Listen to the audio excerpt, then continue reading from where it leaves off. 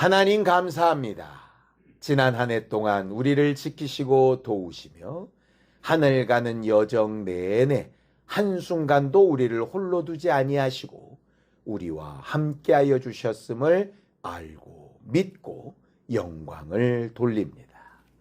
여기까지 우리와 함께하신 하나님이 앞으로도 주 예수의 날까지 우리와 함께하실 것을 믿기에 그 믿음 위에 오늘도 주님 주신 기회를 잘 살려서 예배하고 하나님과 깊은 만남을 가지며 우리 자신을 돌아보고 하나님 앞에 더 행복한 날들을 맞이할 준비하기를 원하오니 이 예배를 구별하시고 거룩하게 하여 주시옵소서.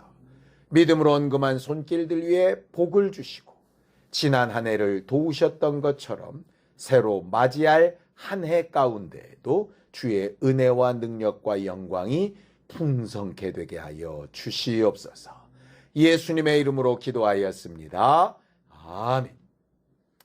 하나님의 말씀은 고린도전서 3장 10절에서 17절까지 말씀을 함께 합독하겠습니다. 고린도전서 3장 10절에서 17절까지 말씀입니다. 함께 읽습니다. 시작. 내게 주신 하나님의 은혜를 따라 내가 지혜로운 건축자와 같이 터를 닦아두매 다른 이가 그 위에 세우나 그러나 각각 어떻게 그 위에 세울까를 조심할지니라. 이 닦아둔 것 외에 능히 다른 터를 닦아둘 자가 없으니 이 터는 곧 예수 그리스도라. 만일 누구든지 금이나 은이나 보석이나 나무나 풀이나 짚으로 이 터 위에 세우면 각 사람의 공적이 나타날 터인데 그날이 공적을 밝히리니 이는 불로 나타내고 그 불이 각 사람의 공적이 어떠한 것을 실험할 것임이니라. 만일 누구든지 그 위에 세운 공적이 그대로 있으면 상을 받고 누구든지 그 공적이 불타면 해를 받으리니 그러나 자신은 구원을 받되 불 가운데서 받은 것 같으리라. 너희는 너희가 하나님의 성전인 것과 하나님의 성령이 너희 안에 계시는 것을 알지 못하느냐. 누구든지 하나님의 성전을 더럽히면 하나님이 그 사람을 멸하시리라. 하나님의 성전은 거룩하니 너희도 그러하니라. 아멘. 우리는 지난 1년 동안 하늘 가는 여정을 살면서 하루하루를 보냈고 그 한 해의 맨 마지막 날을 맞이하게 되었습니다. 여러분 어떻게 하늘 가는 여정을 정말 성공적으로 잘 살아왔다고 생각하시나요? 몇 시간 남지 않았지만 그 남은 시간 동안에 우리 자신을 좀 잘 돌아볼 수 있는 기회가 되었으면 좋겠습니다. 우리는 다 각각 이름이 있지요. 그래서 각각 불리워지는 그 이름에 따라서 그 이름을 누군가 불러주면 대답을 하기도 하고 그 이름 자체가 나인 것처럼 이렇게 살아갑니다. 그런데 성경은 그렇게 우리 각각 개인에게 주어진 이름 말고도 다른 이름들을 이렇게 부여하는데요. 그게 뭐냐 하면 직분이기도 하고 우리의 신분이기도 합니다. 하늘 가는 여정 동안 우리에게 계속 따라붙는 이름 하나는 뭐냐면 교회라고 하는 겁니다. 예수 그리스도의 교회. 또 다른 이름은 하나님의 자녀라고 하는 거죠. 또 성령을 의지하고 받은 성도라고 하는 겁니다. 또 우리가 각각 받은 직분들, 저 같으면 목사, 누구는 장로, 누구는 권사, 집사, 셀장, 뭐 이렇게 각각의 직분들이겠죠. 그런 이름이 왜 중요하냐? 여러분들도 여러분들 자녀들의 이름을 지어봤겠지만 그 이름을 지을 때 아무렇게나 막 짓지는 않지요. 어떤 뜻을 넣지 않습니까? 그 뜻이 저주라든가 아니면 망해라 뭐 이런 뜻은 아니지요. 적어도 그 아이의 인생에 그렇게 살았으면 좋겠다라고 하는 소망을 이렇게 담고 짓지 않습니까? 그래서 흔히 그런 얘기 하지 않습니까? 이름값 한다. 그러니까 사람들이 각각 자기에게 주어진 그 이름의 뜻에 합당하게 살 때 사실은 이름값을 하는 것이거든요. 그럼 하나님 앞에도 마찬가지라는 거죠. 하나님이 우리를 교회라고 부르시고 성도라고 부르시고 자녀라고 부르시고 여러 직분으로 부르실 때에는 그냥 부를 이름이 없어서 그렇게 붙여 부르신 게 아니고 마치 부모가 자녀에게 이름을 지어주듯이 우리에게 어떤 목적과 뜻이 있어서 그 이름을 주신 것이고 그 이름을 주셨을 때에는 적어도 그 이름값을 하고 살라고 그 이름을 주신 것 아니겠어요? 그러니 올 한 해를 좀 자세히 돌아보시기 바랍니다. 나는 성도라는 이름에 하나님의 아들, 딸이라는 이름에 교회라는 이름에 저 같으면 목사라는 이름에 이름값을 잘 하고 살았나? 그러지 못했다면 반드시 회개해야 될 부분이 존재하는 겁니다. 성경을 좀 볼까요? 사도행전 20장 28절입니다. 함께 읽습니다. 시작. 여러분은 자기를 위하여 또는 온 양떼를 위하여 삼가라. 성령이 그들 가운데 여러분을 감독자로 삼고 하나님이 자기 피로 사신 교회를 보살피게 하셨느니라 라고 이렇게 말하죠. 거기는 교회를 뭐라고 부르느냐? 하나님이 자신의 피를 주고 산 교회 이렇게 되어져 있습니다. 피값이 들어있는 교회라는 거죠. 여러분, 예수 그리스도의 보혈의 가치가 얼마나 될까요? 세상으로 감당이 안 될 겁니다. 그렇다면 교회는 그만한 가치를 가진 이름값을 해야 되는 존재인 거예요. 요즘 세상은 그 교회가 세상에 없었으면 좋았을 존재, 때로는 세상에 해가 되는 존재쯤 막 그렇게 불리는 경우들이 많이 있습니다. 굉장히 서글픈 일이고 그것은 우리가 다시 한번 우리 자신을 돌아봐야 될 일인 거죠. 왜냐? 적어도 하나님은 교회를 뭐라고 부르시냐?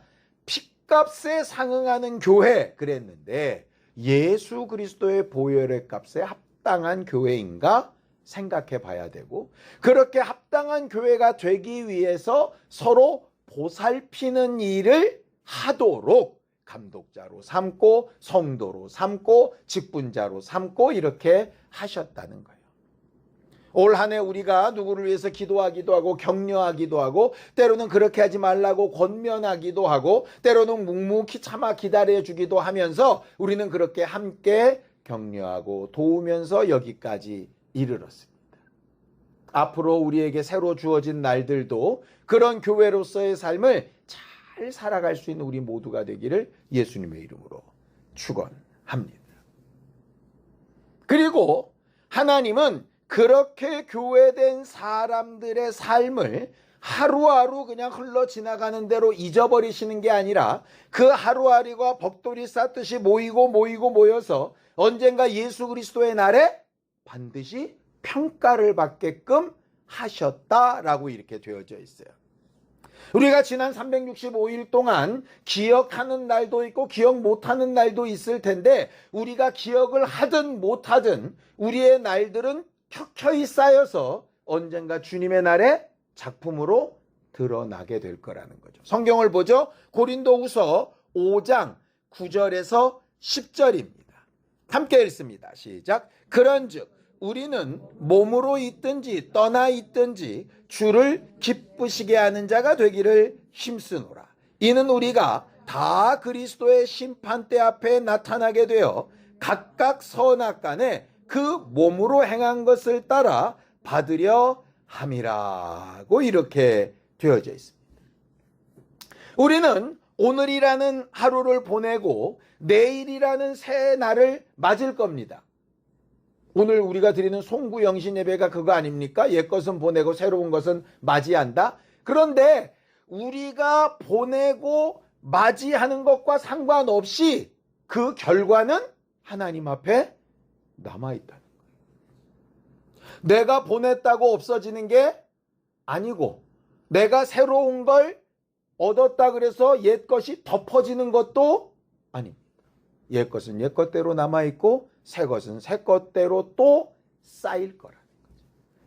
결국 하늘 가는 여정 동안 우리가 계속 마음에 두어야 될 것은 뭐냐면, 오늘 하는 한마디, 한 행동, 한 결정, 한 선택이 언젠가는 반드시 주님의 날에 판단을 받게 될 거다. 내가 의도하든 의도하지 않든. 그러니 하루하루 매 순간의 삶을 참 잘 살아야 한다라고 하는 게 하늘 가는 여정을 살아가는 삶을 1년 동안 배운 우리가 깨닫게 되는 지혜입니다. 오늘 본문에서는 그 마지막 심판의 모습을 뭐에 비유해서 말하고 있느냐? 건축되어져 가는 성전이라고 하는 것을 비유로 들어서 설명을 하고 있어요. 왜 성전일까? 그 이유를 좀 잘 살펴볼 필요가 있습니다. 여러분, 성전, 그러면 여러분들 머릿속에 어떤 느낌이 드세요? 고급스럽다, 초라하다. 어느 쪽입니까? 고급스럽다죠. 그렇죠? 웅장하다, 초라하다. 어느 쪽입니까? 웅장하다죠. 대부분 우리가 TV 화면에서 보든지 아니면 해외여행 하셨으면 유럽이나 이런 데 가서 보든지 성당이나 교회나 이렇게 보면 어떻죠? 아주 기기묘묘한 조각의 엄청난 높이에 와, 이런 걸 사람이 어떻게 만들었을까? 뭐 이런 화려한 건 말입니다. 근데 예수님 시대의 예루살렘 성전도 그에 못지않게 화려하고 어마어마하고 대단한 건축물이었거든요. 그럼 오늘 성전을 이야기했다면 우리한테 그런 모습을 원하시는 걸까? 이렇게 착각을 하기가 쉽잖아요. 왜냐? 우리는 성전, 그럼 화려하고 크고 대단하고 이런 걸 따지니까, 그럼 성전을 건축하라는 건 하나님 앞에 대단한 일, 엄청난 일, 화려한 일, 뭐 이런 거를 해서 평가를 받으라는 걸로 오해할 수 있지 않습니까? 그래서 성경에 그렇게 오해하지 말라고 하신 말씀이 있어요. 마가복음 13장 1절에서 2절입니다. 함께 읽죠. 시작. 예수께서 성전에서 나가실 때에 제자 중 하나가 이르되 선생님이여 보소서, 이 돌들이 어떠하며 이 건물들이 어떠하나이까? 예수께서 이르시되 내가 이 큰 건물들을 보느냐? 돌 하나도 돌 위에 남지 않고 다 무너뜨려지리라 하시니라 라고 이렇게 말씀하시죠. 예수님의 제자 중 하나가 우리가 마치 유럽의 성당을 보듯이 아주 휘황찬란한 무슨 왕궁을 보듯이, 예수님 이 성전 보십시오, 너무 멋지고 대단하지 않습니까? 그 수많은 사람들의 헌신과 어마어마한 노력으로 이렇게 아름다운 건물을 만들지 않았습니까? 이렇게 얘기했을 때 예수께서 눈길도 안 주시고 무너뜨려, 이렇게 이야기하신다 이 말이죠. 심지어는 이렇게까지 얘기하시죠. 이 성전을 헐어라, 내가 사흘에 다시 일으키겠다 하셨어요. 사람들이 다들 미쳤다 그랬습니다. 수십 년 동안 지은 성전을 지가 어떻게 3일 만에 짓겠다는 얘기야? 그런데 예수님이 말씀하신 성전은 그런 휘황찬란한 성전이 아니었죠. 곰곰이 생각해 보세요. 하나님이 처음에 이스라엘 백성에게 명령하셨던 성전의 형태는 뭐였습니까? 천막이었습니다. 어마어마한 건축물이 아니었고요. 천막이었어요. 어마어마하고 대단한 건축물은 누가 만든 거냐? 다윗이 만든 겁니다. 다윗이 계획을 했고 솔로몬이 만든 거죠. 솔로몬 때 완전히 다 무너졌죠. 그리고 나서 헤롯 때 다시 만들었습니다.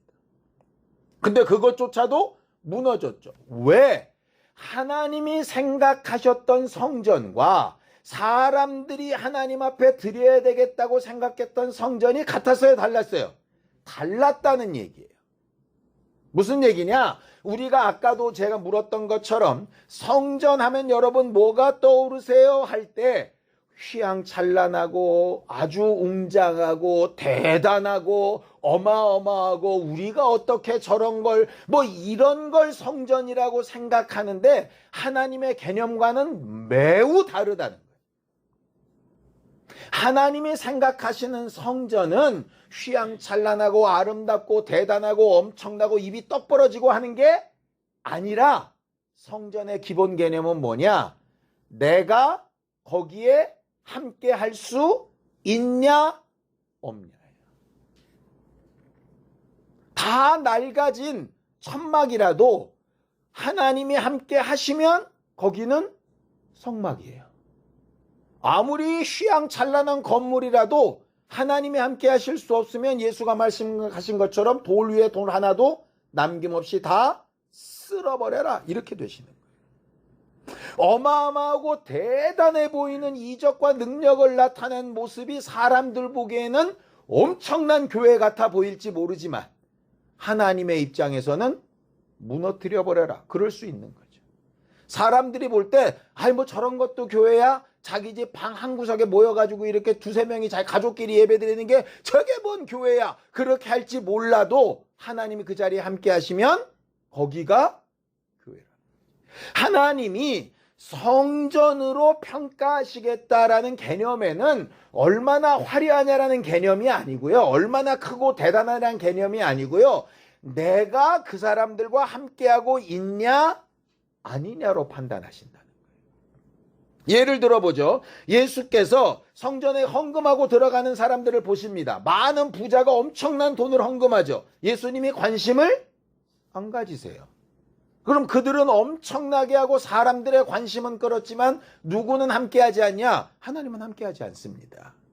과부의 두 렙더는요. 사람들은 아우 저걸 뭘 내? 저럴 거면 자기 밥이나 사 먹지? 이렇게 얘기할지 모르나 예수님의 관심은 거기에 있고 심지어 뭐라고까지 얘기하느냐? 여기 지금 헌금한 사람 중에 저 사람이 제일 많이 했어. 이렇게 이야기하신다. 이게 사실은 겁난다는 거예요. 내가 생각할 때 나 신앙생활 그래도 꽤 괜찮게 한 것 같아. 많은 사람들이 신앙생활은 저 사람처럼 해야지. 이런 얘기를 혹 듣는다면 그래도 내가 평균 이상은 되고 좀 괜찮은 평가를 받지 않겠어? 이렇게 착각할 수 있는데 말 그대로 착각일 수 있는 거죠. 반대로 내가 나를 봐도 이런 식으로 내가 신앙생활한 거 하나님이 알아나 주실까? 생각할지 모르나 그 마음 중심에서부터 정말로 하나님 앞에 제대로 맡기고 제대로 주의 도우심을 얻기를 힘쓰며 하루하루를 살아오고 있었다면 어느 누구의 예배나 어느 누구의 하나님을 찾는 기도보다 그의 기도와 예배가 하나님 앞에 훨씬 더 깊이 상달돼 있을 수 있다는 거거든요. 그런 면에서 성경에 내 생각은 네 생각과 다르고 내 길은 네 길과 다르다 하신 말씀을 좀 염두에 둬야 될 필요가 있습니다. 이 말은 그런 화려하고 크고 대단한 거 필요 없다는 얘기가 아니에요. 화려하고 대단하든 그렇지 않고 좀 조그매 보이고 누추해 보이든 그걸로 판단하시지 않고 실질적으로 하나님이 그 자리에 함께 계시냐로 판단한다는 거죠. 우리가 하늘 가는 여정 동안 교회라는 이름으로 살아갈 때 하나님께서 계속해서 물으시는 건 이겁니다. 얼마나 성경만 읽었냐? 얼마나 예배 많이 참석했냐? 얼마나 열심을 냈냐? 얼마나 적극적으로 봉사했냐? 뭐 우린 이런 걸로 판단할 수 있는데 하나님 물으시는 건 딱 하나예요. 너 성전이었냐? 아니었냐? 예루살렘 성전이 만들어질 때부터 무너질 때까지 계속 성전이었죠. 그렇죠? 사람들이 볼 땐 늘 그 자리에 있는 성전이었습니다. 근데 하나님의 입장에서는 성전이었을 때도 있고 아니었을 때도 있고 다시 회개해서 회복이 됐을 때도 있고 다시 또 그 자리에 함께 하실 수 없었을 때도 있고 이러셨을 거란 말이에요. 우리의 신앙생활도 마찬가지 아니겠습니까? 비록 예수의 이름이 떠난 적 없고 성령이 떠난 적 없지만 성전으로서의 기능을 내가 했던 때도 있고 못했던 때도 있고, 오전에는 했는데 오후에 못했을 수도 있고, 주일날은 했는데 월요일날 못했을 수도 있고, 주중에는 했는데 도리어 주일날 와서 더 못했을 수도 있고, 그럴 수 있지 않습니까? 그 부분을 우리가 지금부터 과거를 뒤집어서 전부 다 거꾸로 돌아가 바꿀 수는 없지만, 그렇지 못한 부분들을 생각나고 기억해서 회개하는 일은 해야 하고, 적어도 지금 이 순간부터라도 함께하는 예배가 맞나? 인정하실 만한 기도가 맞나?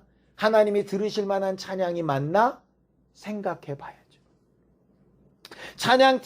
우리 찬양팀이 어쩔 때는 악기가 홀로 다 동원되고 찬양팀이 한 명도 안 빠지고 나와서 아주 화음을 넣어가면서 찬양을 할 때도 있고, 악기도 없고 싱어도 한 명밖에 없고 그래가지고 진짜 황량하게 찬양을 할 때도 있고 하겠죠.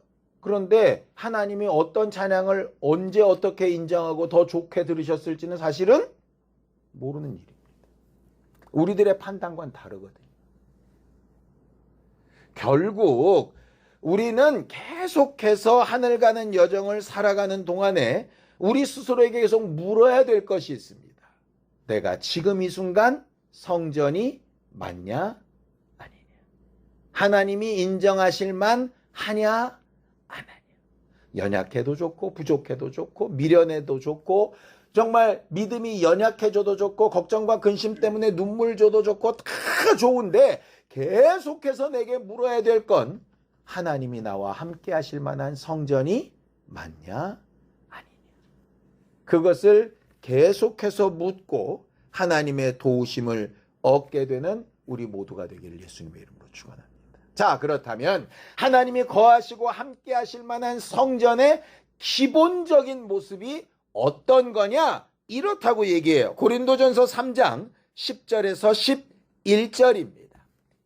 함께 읽죠. 시작. 내게 주신 하나님의 은혜를 따라 내가 지혜로운 건축자와 같이 터를 닦아두매 다른 이가 그 위에 세우나, 그러나 각각 어떻게 그 위에 세울까를 조심할지니라. 이 닦아둔 것 외에 능히 다른 터를 닦아둘 자가 없으니 이 터는 곧 예수 그리스도라. 이렇게 되어 있습니다. 무슨 얘기냐? 그 위에 이런 모양 저런 모양, 이런 재질 저런 재질, 이 정도 크기 저 정도 크기 여러 가지 모양으로 짓는 건 하나님이시다 우리다? 우리다. 그렇게 써 있잖아요. 각각 어떻게 쓰는 것은 다른 사람이 다 짓는 거다. 그러니 뭘로 지었냐, 얼마나 크게 지었냐, 얼마나 빨리 지었냐 가지고 떠들 필요 없다. 그거는 각각 달라. 하나님이 주신 게 다르다는 얘기. 여러분, 성막을 지을 때 이스라엘 민족들이 각각 지파나 가족들대로 담당했던 게 달랐습니다. 어떤 사람은 배 짜고, 어떤 사람은 나무 깎고, 어떤 사람은 쇠 두들기고, 어떤 사람은 고리 연결하고, 어떤 사람은 땅 파고 막 이랬어요. 그렇죠? 자, 뭐가 중요합니까? 다 중요해요. 다 중요하다고요. 왜? 그 하나하나가 다 모여서 성전이 되기 때문에 규모가 크다고 좋고 작다고 나쁘고 아닌 거예요. 시계 하나에도 큰 부품도 들어가지만 정말 눈에 배지도 않는 나사도 들어가거든요. 근데 하나라도 빠지면 안 되잖아요. 근데 기본적인 게 뭐냐? 어떤 모습, 어떤 모양, 어떤 형태든 그거는 다 각각이니까 나중 문제고, 성전이냐 아니냐를 말하는 첫 번째 가장 중요한 기준은 뭐냐? 터가 뭐냐는 거예요. 터가. 근데 여러분 보세요. 그 위에다 내가 건물을 지어 놓으면 땅바닥 보입니까? 안 보입니까? 안 보여요. 결국 우리가 신앙생활할 때 예수를 보이고 싶어도 예수가 직접 보여지냐? 안 보여져요. 누구가 보이냐? 그 위에 내가 막 만들어 놓은 게 보이지 실제 땅은 안 보인다고요. 그래서 오해를 받는 거예요. 만약에 우리가 아무것도 안 지고 땅만 계속 파는 이 토지 파는 사람이라면 어렵지 않을지도 몰라요. 도리어. 그런데 땅은 예수 그리스도인데 그 위에다 내가 막 지어놓으니까 뭐만 보이냐? 내가 지은 것만 보이는 거예요. 사람들이. 진짜 예수는 안 보이고. 결국 그 진짜 예수는 누가 경험하고 디디고 서 있어야 되느냐? 내가 디디고 서 있어야 되거든요. 휘황찬란하고 잘나도 발바닥은 어디에? 예수에 붙어 있어야 되고, 누추하고 막 쓰러져가는 오두막 같아도 그 발바닥은 어디에? 예수에 붙어 있어야 되고, 누구나 다 목사도 예수에 붙어 있어야 되고, 장로도 예수에 다 예수에 붙어 있어야 되거든요. 하나님이 살아계시고 함께 하실 수 있는 유일한 조건은 뭐냐면 네 발바닥이 지금 예수에 붙어 있냐? 그거예요. 네 잘난 맛에 네가 좀 더 높이 있다고, 남들보다 좀 크고 화려하다고, 재질이 좀 반짝반짝거린다고 네 발바닥이 예수에 붙어 있지 않은 것처럼 되면 아무리 휘황찬란하고 좋아도 나는 너와 함께 할 수 없어요. 그러니까 병이 걸려서 힘들고 괴롭고 막 죽겠다고 몸부림치고 애타게 외친다고 응답이 되는 게 아니고, 내 마음과 믿음의 뿌리가 예수에 붙어 있어야 들으심을 얻을 수 있는 거잖아요. 아무리 즐겁고 좋고 아름답고 자랑할 만한 일이 많아서 이런 간증 저런 간증 막 하고 다닌다고 하더라도 내 믿음과 마음의 뿌리가 예수에 있지 않으면 하나님이 함께 하실 수 없는 거라고요. 찬양을 어마어마한 기술적으로 막 사람들의 눈물을 쏙 빼놓을 만큼 그렇게 감동적인 찬양을 했어도 내 믿음과 마음이 예수의 은혜에 맞닿아 있지 않으면 그거는 내 장기자랑이지 하나님이 함께 하시는 성전은 아니거든요.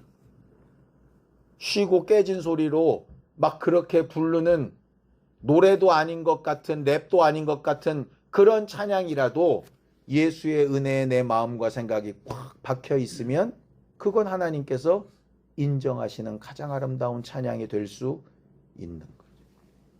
그래서 계속 물어봐야 되는 겁니다.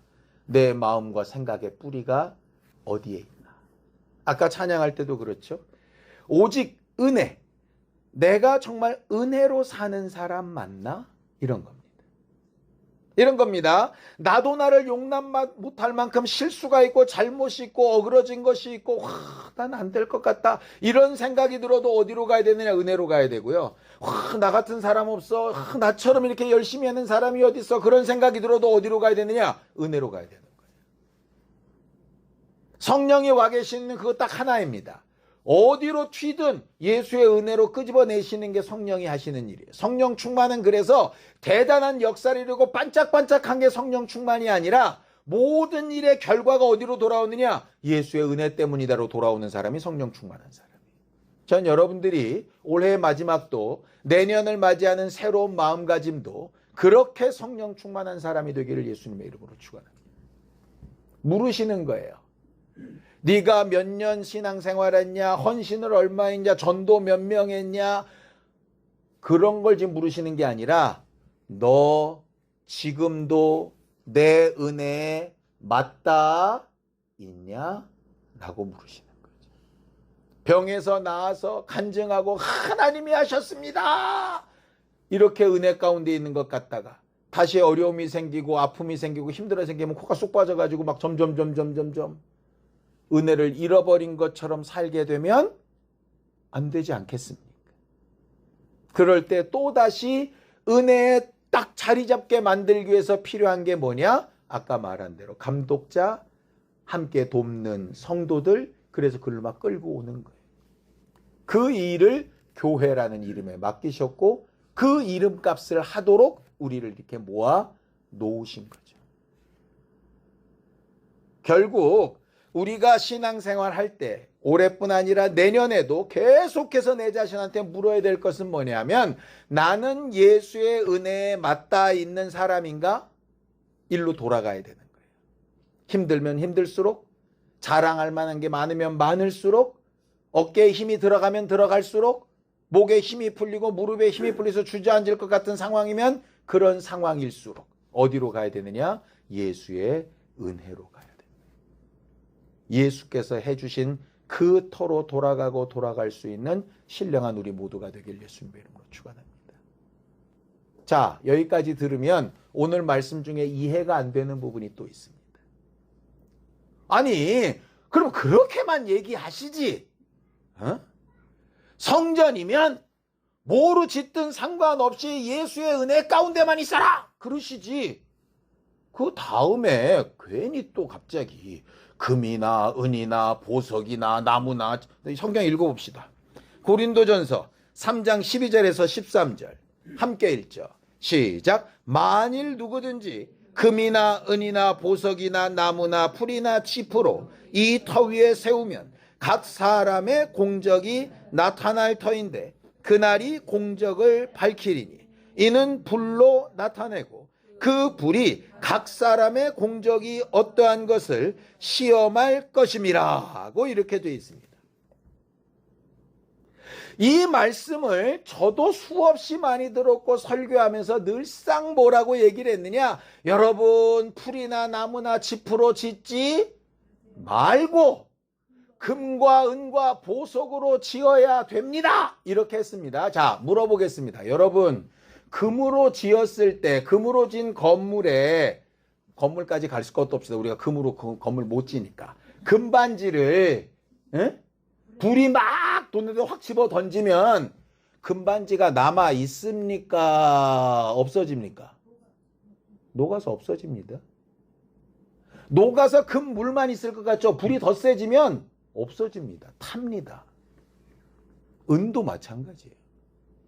보석은요, 여러분이 그렇게 손가락에 끼고 싶어하는 다이아몬드, 그게 뭐냐? 탄소입니다. 탄소. 탄소가 뭐죠? 숯이랑 같은 거예요. 열을 세게 가하면 숯이랑 똑같아요. 보석도 타요. 자꾸 금은 보석은 불로 시험해도 남습니다. 천만에. 금은 보석도요, 불로 시험하면 녹고 없어집니다.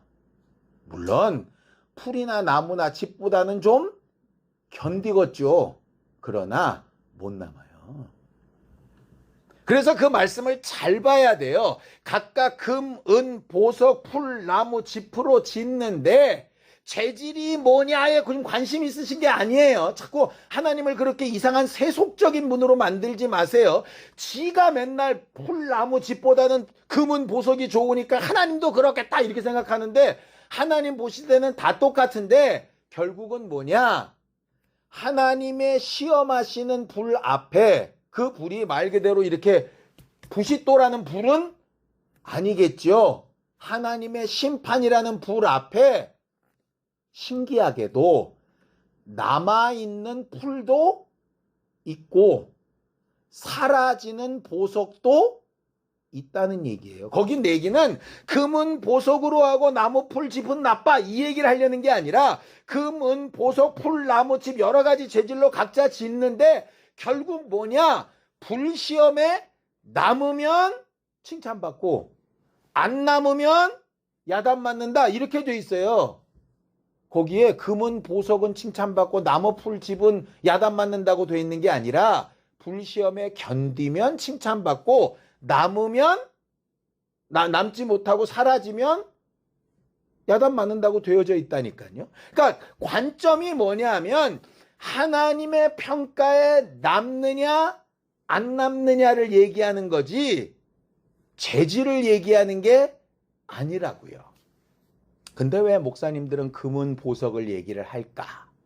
곰곰이 생각을 해보니까 목사님들은 교회 재정을 깊이 생각하셔서 이왕이면 풀나무 집보다는 조금 비싼 거 그렇게 생각했을 수도 있겠다.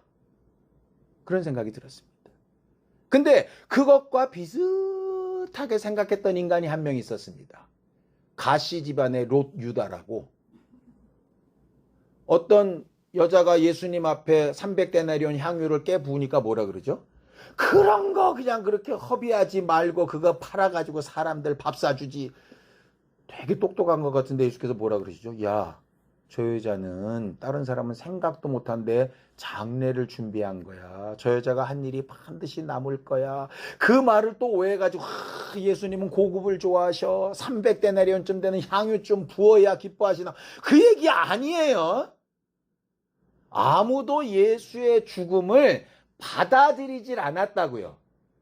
제자들도 예수님 죽는다 그러니까 뭐라 그럽니까? 그러면 안 됩니다. 내가 맞겠습니다. 그랬다가 갑자기 순간적으로 사단이 됐잖아요. 그런데 유일하게 예수의 장례를 의도적이든 의도적이지 않든 준비하고 예비한 사람이 누구였냐면 마리아였단 말이에요. 그래서 내 장사를 예비했으니 칭찬받는다 얘기지 300데나리온 비싼 걸 깼으니까 나한테 칭찬받는 얘기가 아니라고요. 아니라고요. 우리 생각처럼 기왕이면 다홍치마라고 금은 보석이 하나님도 좋으시겠지. 아니라니까요. 아니에요. 그러면 이게 과부의 두렙돈이 설명이 안 돼요. 과부의 두렙돈 어찌 보면 그 6가지 재료 중에 지피에 지푸라기. 있으나 마나한 거. 그런데 그 지푸라기 두렙돈이 어떻게 됐어요? 예수님의 평가에 살아 남았잖아요. 남들이 볼 땐 저 지푸라기가 불 가운데 왜 남지? 생각해 보세요. 풀무불 안에 다니엘의 세 친구가 들어가는데 타요 안 타요? 머리카락도 안 타요. 이게 말이 됩니까? 말이 안 되는데 왜 그런 일이 벌어지죠? 하나님이 인정하시고 보호하시면 풀무불 안에서도 지푸라기가 살아 남아요. 사람들이 다이아몬드니까 괜찮아. 웬걸 하나님의 불 앞에서 그냥 수추로 변할 수도 있다고요. 물론 이 말은 그러니 헌금 안 해도 됩니다. 그 말을 하는 건 아닙니다. 저도 목사기 때문에 헌금 많이 했으면 좋겠습니다. 그러나 헌금의 액수나 많이 한 거나 그런 걸로 난 금이나 은과 보석으로 했으니 내 건물로 남겠지라고 착각하면 마지막 날 굉장히 낭패를 볼 수도 있다는 말씀을 드리는 겁니다. 근데 생각해 보세요. 금은 동만큼 귀한 것으로 비싼 것으로 할 수 있는 사람이 이런 거 필요 없구나. 지푸로 해도 되니까 내가 조금만 하고 마음을 깊이 들여야지. 그 마음이 그렇게 깊이 들여질까요? 아닐까요? 아니겠죠. 그렇죠? 그러니까 자기가 할 수 있는 대로 하라는 얘기예요. 보석을 드릴 수 있으면 보석을 드리고 지푸라기를 드릴 수 있으면 지푸라기를 드리고 내가 배 짜는 일을 하면 배 짜는 일을 하고 내가 나무 패는 일을 하면 나무 패는 일을 하고 하는 거예요. 단 나무 패는 일을 하든 지푸라기의 일을 하든 보석의 일을 하든 하나님의 평가에 남아야 된다는 거죠. 남아야 된다. 결국 하나님의 평가에 남을 만한 일이냐? 그걸 생각해야 되는 거예요. 사람이 인정하고 칭찬할 만한 일도 중요하겠지만 그게 중요한 게 아니라 하나님의 평가에 남을 만한 일이냐 하는 것이죠. 그러니까 2가지 생각하면 됩니다.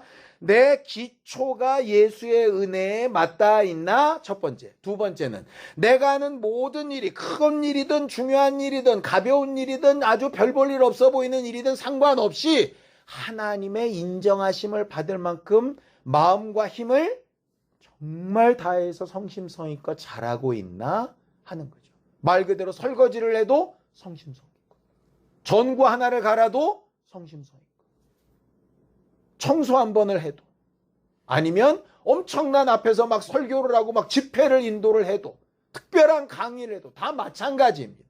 사람들 볼 때는 앞에서 예배 인도하고 특별한 강의하고 막 악기를 막 다루고 이러면 뭔가 좀 전문적인 것 같고, 청소하고 화장실에서 휴지 치우고 수건 바꿔 걸고 이런 건 그냥 아무나 할 수 있는 별별 없는 지푸라기 일 같고 그렇게 모르겠지만 그걸 어떻게 하고 있느냐에 따라서 하나님이 인정하실 만한 건지 그냥 자기들끼리만 좋고 끝나는 일인지 달라질 수 있다는 거죠. 왜 이렇게 주일학교 설교 같은 얘기를 길게 하느냐? 우리가 수십 년 동안 신앙생활하면서 머리로는 그렇지 않지, 맞아 이렇게 하면서도 실제로 몸에 배인 건 그렇게 안 배있기 때문에 이런 게 얼마나 되겠어? 이렇게 되는 거죠. 마음에 나도 주를 위해서, 내가 교회를 위해서, 성도들을 위해서 나도 이런 거 좀 해볼까 하다가 내가 하는 게 뭐 얼마나 되겠어? 그런 생각 들 수 있잖아요. 예?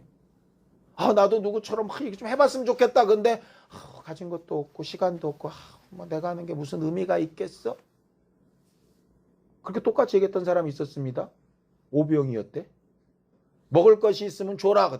우리 떡 5개 물고기 2마리밖에 없는데 이것 가지고 어떻게 되겠습니까? 근데 예수 뭐라 그러시죠?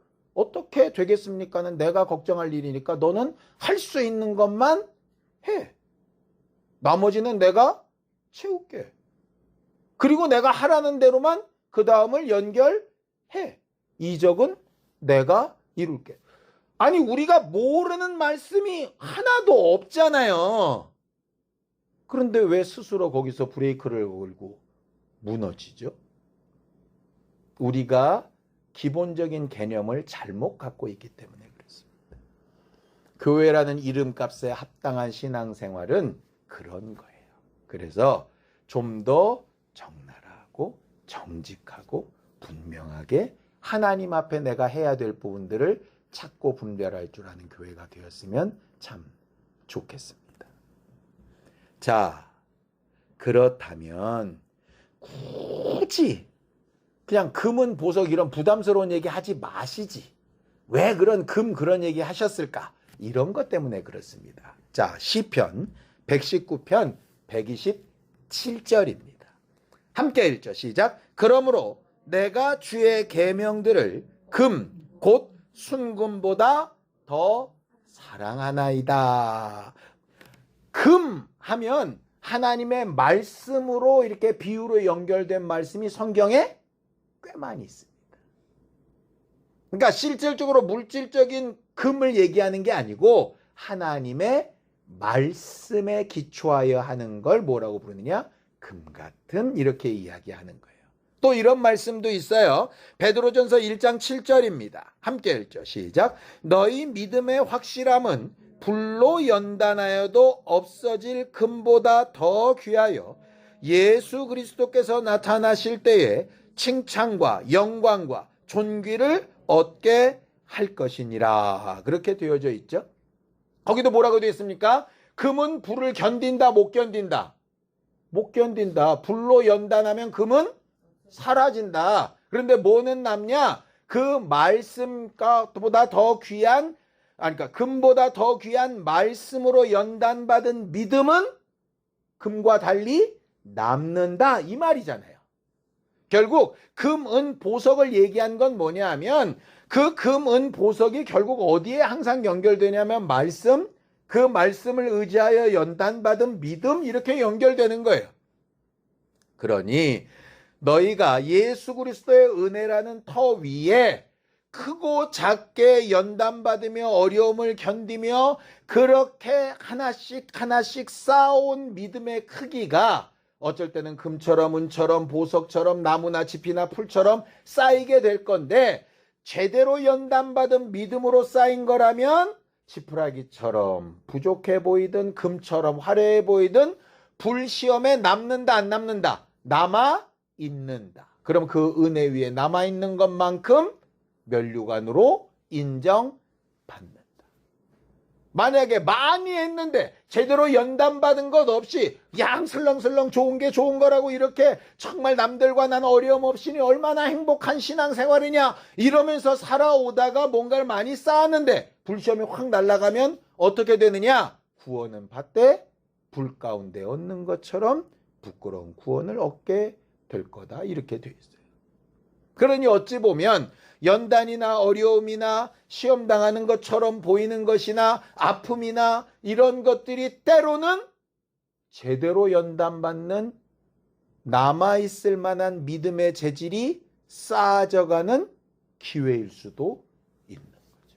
그러니 감당할 만한 시험을 허락하시는 것이고 감당치 못할 것 같으면 피할 길을 내시는 것이고 그 피할 길을 내실 때에는 내가 생각하지도 못했던 방법으로 하나님께서 이끌어 가시는 거죠. 그러니 어려움이 생겼다고 너무 낙심하지도 말고 그게 내 생각대로 해결이 안 났다고 원망하지도 말고 감당할 만한 시험으로 주셨다면 그 일을 연단함으로 잘 남겨서 하나님께서 나중에 나를 시험하실 때 남아있는 금보다 귀한 건축물들이 돼서 교회라는 이름에 합당한 믿음의 역사를 우리가 분명히 나타내 보일 수 있도록 해야 합당하다는 거예요. 여러분들의 1년을 한번 되돌아보시기 바랍니다. 1년 동안 수없이 많은 말들, 선택들, 아픔들, 기쁨들, 슬픔들, 괴로움들, 여러 가지 우여곡절이 많이 있고 희노애락이 있었을 겁니다. 그 모든 것이 주의 불시험에 남아있을 만한 것인가 아니면 훅 불면 날아갈 것이었는가 한번 돌이켜볼 필요가 있고, 그럼 새로 주어지는 날들 앞에서는 나는 뭐를 어떻게 남기고 하루하루를 살아야 될까 생각해 볼 필요가 있는 거죠. 교회라는 이름에 합당한 모습으로 만들어져 가기 위해서 앞으로도 하늘 가는 여정을 계속 잘 살아가는 우리 모두가 되었으면 좋겠고, 때때로 하나님께서 여기까지니 자족하라 하실 때에 자족하는 마음으로, 감사하는 마음으로 하나님께서 하신 일을 잘 고백할 줄 아는 거룩한 믿음의 사람들이 다 될 수 있기를 예수님의 이름으로 축원합니다. 함께 기도하겠습니다. 하나님 아버지, 하나님께서 도우시고 인도하셔서 오늘도 우리가 하나님의 말씀 앞에 서서 하나님의 도우심과 위로와 능력을 많이 체험하고 살게 되기를 원하오니 주의 도우심과 은혜로 힘을 얻고 담대케 되게 하여 주시옵소서. 하나님, 지난 1년 우리와 함께 하셨고 또 새로운 날들을 함께 하실 것을 믿기에 감사와 영광을 돌립니다. 우리를 주님의 교회라는 이름에 합당한 사람들로 만들어가 주시고 앞으로도 우리를 도우시는 증거와 능력으로 충만케 하여 주시옵소서. 예수님의 이름으로 기도하였습니다. 아멘. 이제는 우리 주 예수 그리스도의 은혜와 하나님 아버지의 극진하신 사랑과 성령님의 감동하시고 함께 하시는 분명한 증거가 1년 동안 하늘 가는 여정을 살며 하나님 앞에 교회라 하는 이름값을 잘 하기를 원하며 앞으로도 그런 삶 살기를 결심하는 우리 모두 위에 이제로부터 영원까지 함께 있을지어다. 아멘.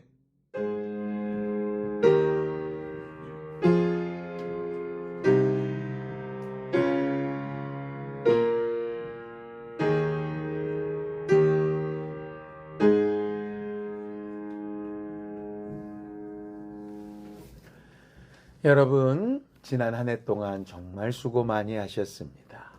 새로운 한 해에는 서로 돌아보는 교회다운 삶을 잘 살아갈 줄 아는 우리 모두가 되었으면 좋겠습니다. 여러분, 새해 복 많이 받으시기 바랍니다. 수고하셨습니다. 감사합니다.